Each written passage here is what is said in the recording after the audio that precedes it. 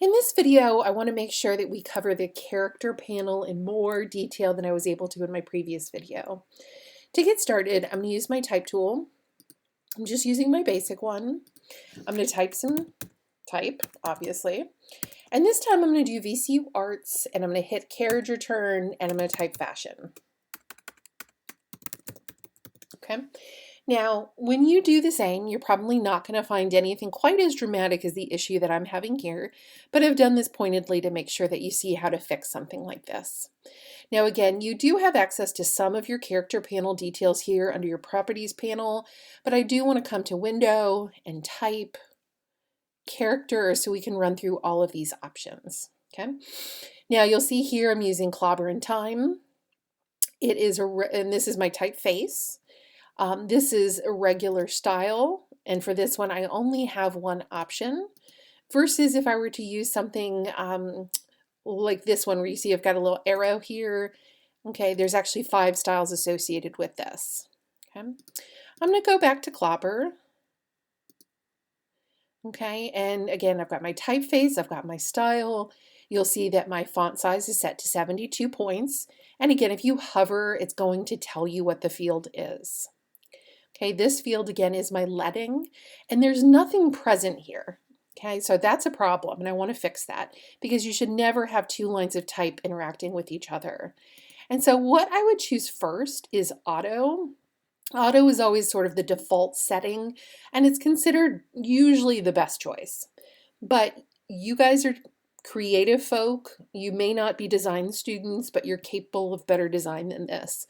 So if this is a title or this is supposed to represent something that is related, again, thinking about proximity, these are close-ish, but I'd like it to be just a little closer together. And so I could choose maybe 72 points or 60 points. I like 72. I think that's a little bit better. Okay. Okay, moving on, you're going to see that you have these options for kerning and tracking, and this controls the amount of space between your characters. So kerning is between 2 characters. If I want to fix something really minute, something, between 2 very specific letters, and tracking is going to change the space between all the letters. And since these letters do feel a little bit cramped, I'm going to play with just a little extra space. Maybe I'll take it to like 25, and you'll see 0, 25, 200, okay? And actually, I think I like 50 better, so I'll use that. Okay, the next 2 options are related to scale.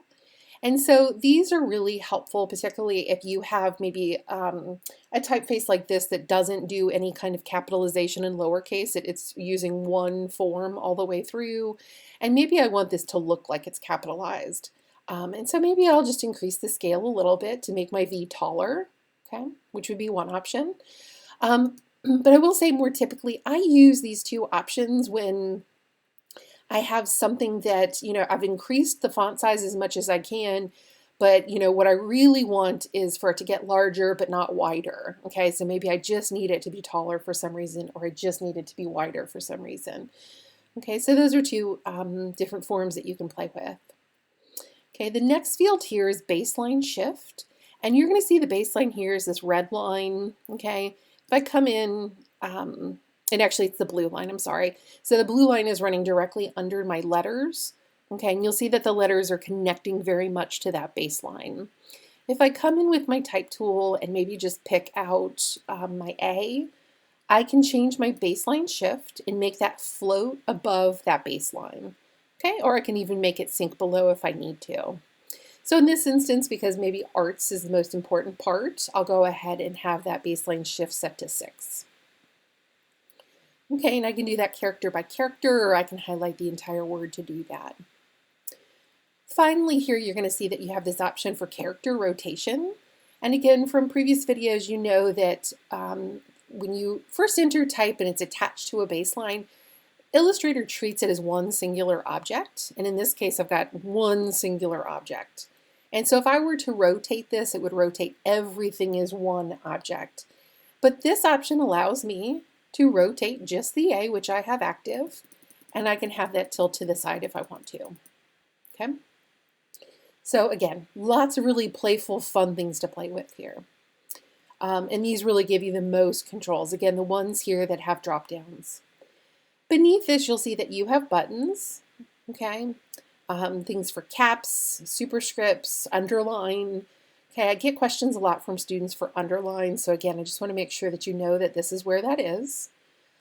These buttons I think are really handy, again, if you're using a typeface like this that is set to all cap and I want to sort of introduce the idea of lowercase, even though I don't have the form for the lowercase letter, it'll just play with size here. And then you've got some other options here that you can play with, okay? Things related to height and the baseline. I'm not going to run through those now just in terms of time limits that we have this semester, but they're available to you to play with if you'd like. Additionally, as you open your character panel, you're going to see some of the other type panels open as well. You have things here around the alignments that you may use for your paragraphs, and you also see that you can control things like indentations. Okay. Beyond that, I just want to make sure, again, that you guys are comfortable with type as you'll be using type on the project. And again, that you're very familiar with this character panel. In particular, leading. Leading is one of the areas of type that I find students get points deducted for a great deal. Again, you don't want letters sitting on top of other letters, so make sure that you come in, find your leading, and correct that.